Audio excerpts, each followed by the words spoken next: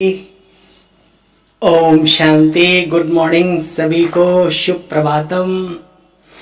चलो भाई, सुबह सुबह बाबा की वाणी को लोग कहते हैं संसार में कि सुबह सुबह उठो और अच्छा सोचो, लेकिन क्या सोचें, उनके पास खजाना नहीं है, हमारे पास है। तो चलो आज खजाने से क्या क्या लेंगे, आप स्वयं ही उसको चुनना। ठीक है, बाबा ने तो बहुत सारा माल दिया है, बहुत सारा। तो देखो आज आप क्या चुनते हो, आपके अपने ऊपर है। मीठे बच्चे, मन मनाभों का मंत्र पक्का कराओ, खुद के मन को, बुद्धि को, दूसरों को भी, लेकिन सबसे पहले खुद को पक्का कराओ। मीठे बच्चे, मन मनाभव का मंत्र पक्का कराओ, एक बाप को सदा फॉलो करो, यही बाप का सच्चा सहयोगी बनना है। प्रश्न, पुरुषोत्तम बनने का सहज और श्रेष्ठ पुरुषार्थ क्या है। बाबा कहते हैं, हे पुरुषोत्तम बनने वाले बच्चे, तुम सदा बाप की श्रीमत पर चलते रहो, एक बाप को याद करो और कोई भी बात में इंटरफेयर ना करो, किसी को भी, खुद को भी नहीं। खाओ पियो, सब कुछ करो। खाओ पियो का मतलब जो बाबा के नियम संयम के अनुसार है, कुछ भी करो, है ना, अपने कार्य व्यवहार में रहो। बाकी कुछ भी का मतलब नहीं जो मर्जी करने लगो, कुछ भी करो लेकिन बाप को याद करते रहो, तो पुरुषोत्तम बच्चे बन जाएंगे। पुरुषोत्तम वही बनते हैं जिन पर बृहस्पति की दशा है। वे बच्चे कभी भी श्रीमत की अवज्ञा नहीं करते, उनसे कभी कोई उल्टा सुल्टा कर्म तो होता है लेकिन उल्टा कर्म नहीं होता, उनसे कोई भी उल्टा कर्म नहीं होता। गीत बचा है, ओम नमो शिवाय नमः। ओम शांति। बच्चे जानते हो ये किसकी महिमा है, एक परम पिता परमात्मा की। जो अच्छा काम करते हैं बच्चे, उनकी महिमा तो होगी ही होगी। देखो बच्चे राम की महिमा करते हैं और बोलो रावण की पुतला बनवा के जलाते हैं, रावण को दूसरे कर्म दिखाते हैं उसमें। अभी तुम बच्चे पुरुषोत्तम बन रहे हो, बाप तुम बच्चों को बना रहे हैं। उत्तम, मध्यम और कनिष्ठ होते हैं ना, अभी उत्तम बाबा हमें बना रहे हैं। आत्मा के पंख टूट चुके हैं, अर्थात तमो प्रधान है। तुम योग बल से पवित्र बनने की मेहनत करते हो। जो नहीं बाप का मददगार बन सही, जो नहीं करते, उनको फिर हिसाब किताब देना पड़ता है। इसमें कोई विचार करने की बात नहीं।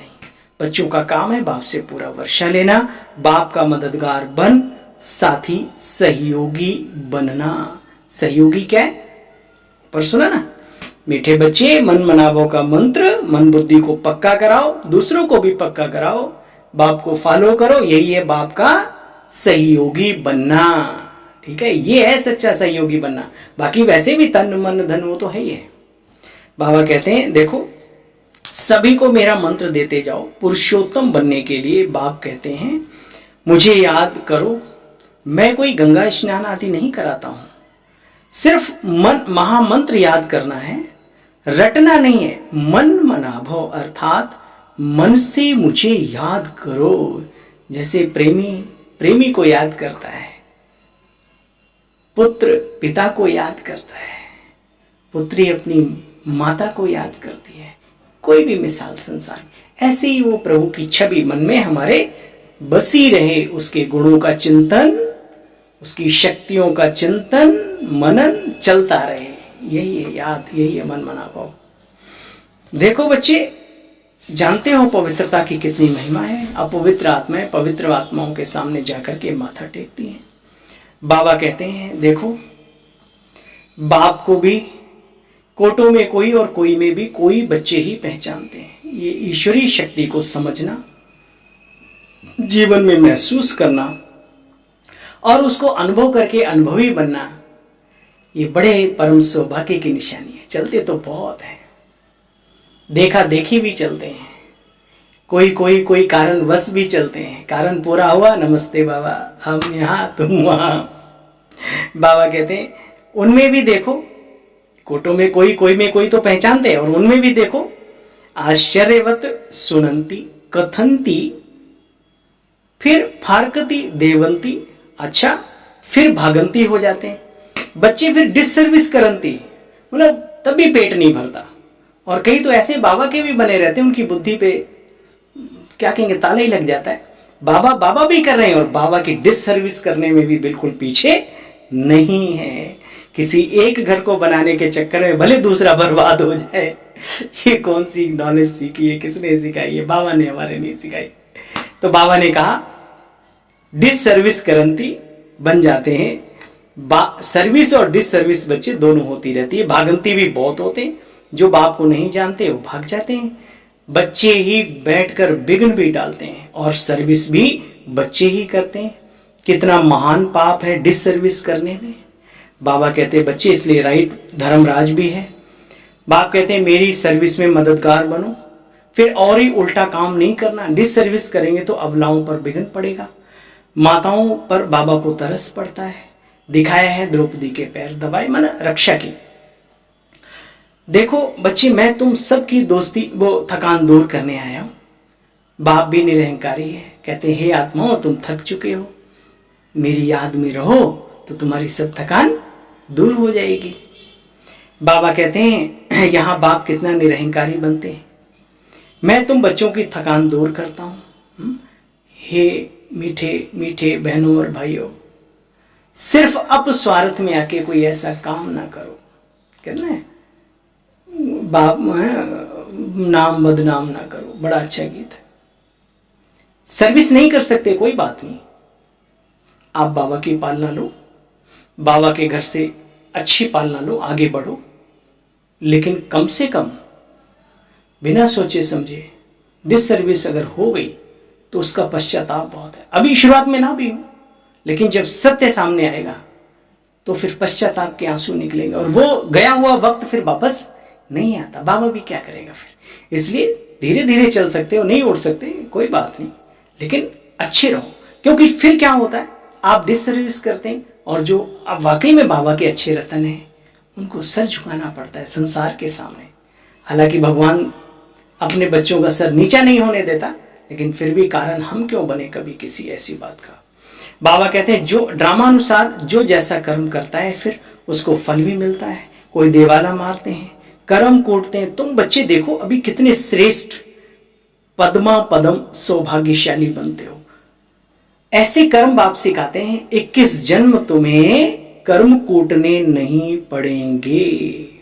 बाबा कहते मन मना भव, तुम कर्म योगी हो।